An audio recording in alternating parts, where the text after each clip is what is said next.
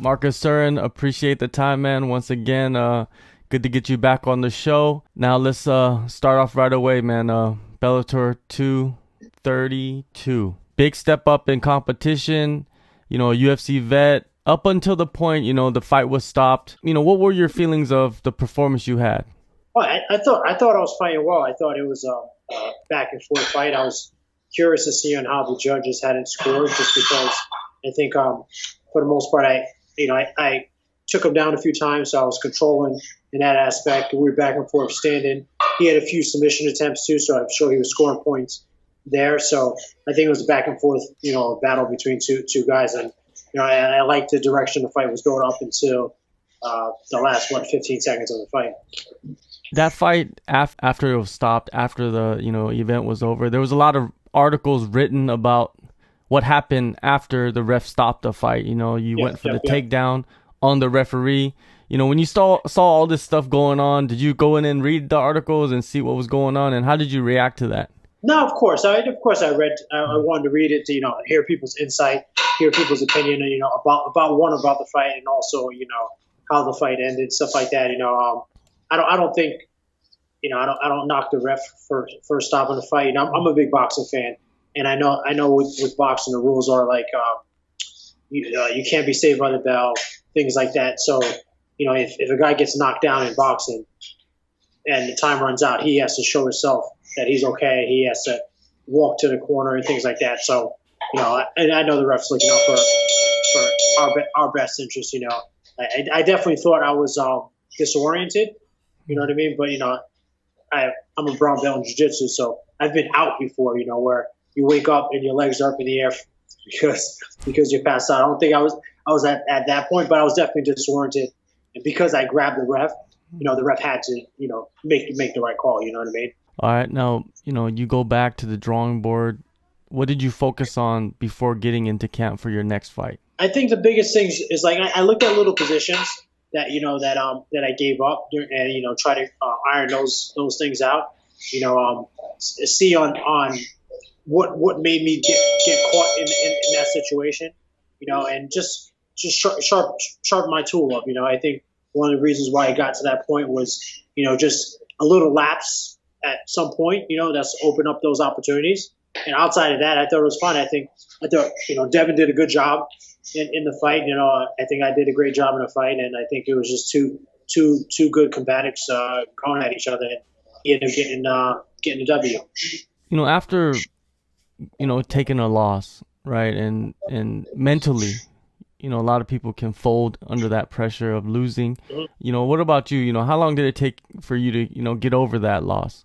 Well, I wanted to get back in right afterwards, just because I didn't really sustain any injuries outside of the fact that the fight ended the way it did. I didn't get any injuries, so I wanted to get right back at it, But I of course had to go back, look at the film, and see on what critique little things that I should have done and should do, So, it is what it is. The good thing about it was a long holiday. The Christmas holiday was right afterwards, so I was able to get some time off, but also train and get ready for the next one. All right. Well, with critiquing a fight, win or lose, you're gonna critique no matter what, right? So, do you have other people outside of your coaches that you go to kind of look at the film and say, what do you see? Get some advice from them. Oh no, definitely. So between my coaches, between other guys that I train with, outside of within Connecticut, guys at Nick Catone's gym, immediately after a fight, first thing I do is I call Frankie, and Frankie critiques me, gives me different ideas and stuff like that. So I try to get insight from anyone. I don't think no one is below. I feel no one's below my grade that I can't learn something from. So I definitely try to take pointers from everyone, and then from there, move on. My older brother, he was in wrestling and MMA as well. He critiqued me. So I have a good support group that helped me out outside of the 3 cornermen that I have during the fight. All right. Well, did you decide to go train somewhere new or work with somebody a little bit more outside of this camp? No, I stay with the same group.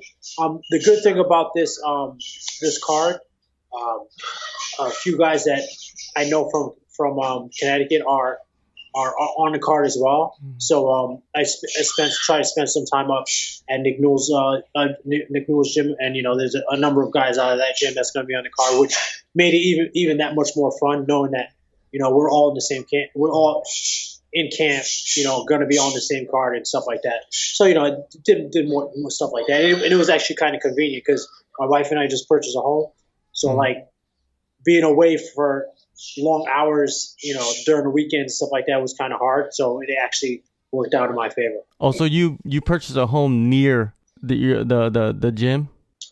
Closer to Nick's gym, but like a little further up north from where I currently live. Okay. So it worked out.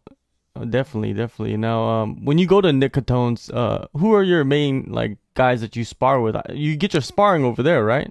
Yeah, I get some good sparring over there. So it depends if guys are in camp. You have a good amount of guys that travel and go down there. But Eddie Alvarez sometimes trains down there. This camp I haven't, but I've sparred with Zabib in the past. When Frankie Serra, I trained with him. There's this guy, the CFFC champ at 155, Nicholas. I train with him a lot when I go down there. So there's a good amount of guys that once you go down there, there's always guys there on Saturday to get some good sparring with. Yeah, Nick Newell's gym. I'm pretty sure you're working a lot with Nick too, because he's on the card. Yeah. And he's also coming off a loss himself, so the grind must be pretty harsh over there right now. No, definitely, because everyone a little bad taste in everyone's mouth, and you're hungry to start the year right. It's going to be like the first fight for a lot of guys, so start the year right. It's our home field advantage. It's our state, so it's good to go in there and make the state proud, make everyone proud. Yeah, definitely protect the territory, your territory. Yeah, you gotta protect it, right? This house.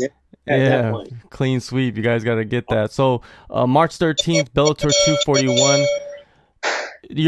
There's no news about your opponent, so could you can you reveal that? So they haven't told me if I could reveal it, but I don't think there's going to be any issues because knowing who the guy is, but they haven't announced my opponent yet, so I'm going to respect that and not announce it until they do. But I can say that he's one of their prospects, which is a good thing.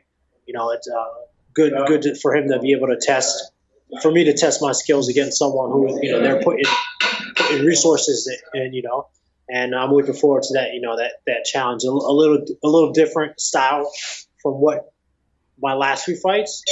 So as a martial artist, I like to see that test, and he's he's younger too, so the younger guys that are full of fire. See if this guy still got it. Is he a northeastern guy, or is he a West Coast guy, or what is he? Come on, you gotta give a little clue. He's not from this country. Oh, okay. Yeah. All right, but you're used to fighting some. Not really. Most of the guys you fought are from stateside, right? So is this your first guy? Cruz is the first one that. Cruz actually he wasn't from the States, but his camp was based out here in the States. So this guy his camp, and he's based out not in the States. So what do you think about the matchup? Do you think stylistically it's pretty even, or do you feel like you just will go in there and dominate this fight? I think the area where he's good at, I think he's solid. But I don't think there's anything that's real threatening towards me. Not to take anything away from him or anything like that. But I don't see an area where I think that he would really dominate me. You know what I mean? And I think the him being young and him being hungry and things like that. I think that's going to be more of his advantage. Because young guys like that are fearless. They're hungry. They're ready to just go out there, and it's just have to weather that storm. So 2020, you're getting this fight in pretty quick, early March. You got 9 months left. What are some of the things that you want to accomplish this year with Bellator? 'Cause I'm pretty sure you want to kind of leave the Northeast at least, right? And maybe fly to England is a hot spot right now. You know, they're sending a lot of guys to England to fight the English guys.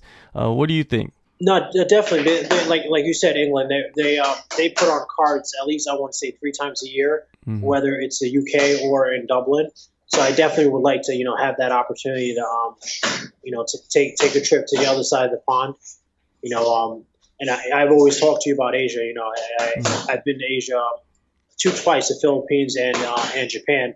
I would love for an opportunity to get out there, but realistically, I think either UK or Dublin would be something I would definitely want to get on. I would like to fight at least 3 times this year. Last year, I signed 4 contracts. Was on 4 cards, but two of the fights got scrapped. So I consistently training. I'm getting on cards, but just want to make sure that every card I sign on, I actually I'm able to fight on. Definitely will. So you want to get at least, let's say, 3 more fights this year, if possible. Yeah, cool. Yeah, if possible. If possible, I would definitely want to get 3 more. Have one in the summer, in the fall, and then maybe end of year in Japan, right?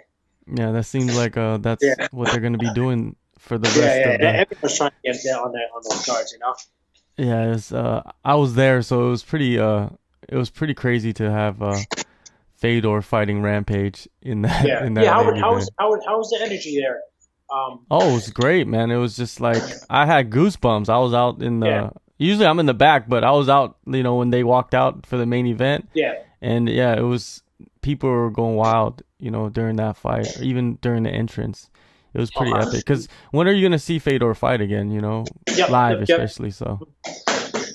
And that's pretty cool. I think you were busy that from November for the card in Korea, then a month later the card in Japan. So that was good for 2 cards, even the New Year's Eve card too. 2 days later. Yes. You're right. Yep. Yeah, right. So it was pretty wild, but if that happens, that's a memory, in your life that you'll never forget, that no one could ever take away from you, right? No, definitely. All right, well, what type of performance do you need to have? Sometimes in your mind you have something, that you visualize. Do you visualize anything in this fight, or are you just going in there with, ready to adapt and, take your chances where they come? No, I want a dominant performance. I want a full sweep on judging. If obviously we always look for the finish, but if I don't get it to finish, I want a full sweep. On a judge's card, I want, if I get 10-8 rounds, I want 10-8 rounds. I want to be able to, right after the fight, everyone knows that, I won that fight, and like, man, I would love to see this guy back in the cage. Like, we need to see this guy back in the cage soon. So that's what I'm looking for. I'm going in to dominate. You are 38 years old, you know what I mean? But you're still doing it like a young guy. So I'm going to ask you, success in combat sports, many guys, they fight for certain things. What are you fighting for? Are you fighting to reach that level of, like, you want to get the belts? Are you reaching, do you want to make the money? Or do you want to just leave a good legacy for yourself and for, your kids to, like, look up to? I think the biggest thing is legacy. You know what I mean? I generally respect the sport so much, and I love the sport so much. And I'm honored the fact that I can work a 9-to-5 job on a day-to-day basis and compete in the sport. I think that the sport has a lot to grow, and I feel that my story can reach outside of the normal fight fans. And I think that's more so what my goal is. I want to be able to help the sport grow by people hearing my stories and bringing interest to the sport on, like, individuals that probably wouldn't have watched the sport had I not competed because they gravitated towards my story. So that's more so than anything else.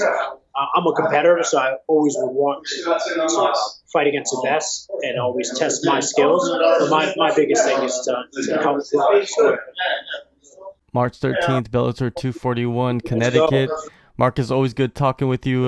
Good luck on the fight, and good luck on everything else that's going on in your life. We'll speak soon. Thank you so much.